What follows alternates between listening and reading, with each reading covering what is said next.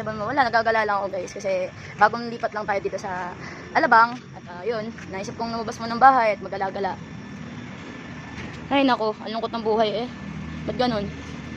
Wala man lang nagmamahal sa akin ng totoo.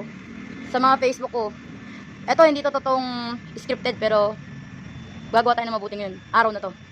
At hindi ito para pagkapirahan.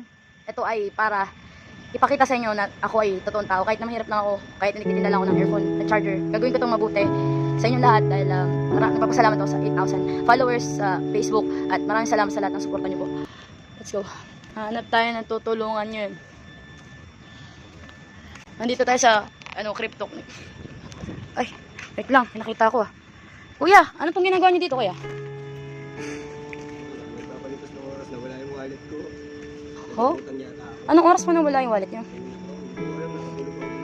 Ano na po is oras na po ng madaling araw, alas 3. Ano? Ay, ibig sabihin po, kanina pa po kayong, po gabi dito? Mga 7, ganun? Maaga. Grabe.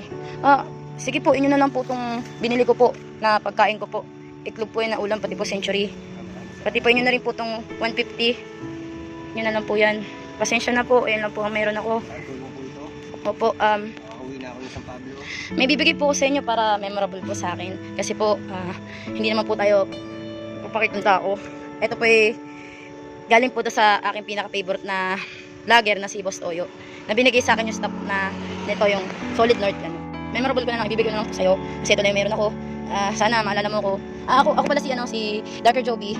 At maraming salamat na tinanggap mo yan. Hindi kita ginagamit, ha? Hindi para pagkakitaan kita, hindi ko gagawin yun. Ito ay ginagawa ko lang para makatulong din. Kahit ang hirap din ng buhay, nagtitinda lang ako ng charger, headphone. Pero maraming nasasabi yung iba na, scam ako, pudol ako. Iyan, sana makatulong sa'yo kahit konti.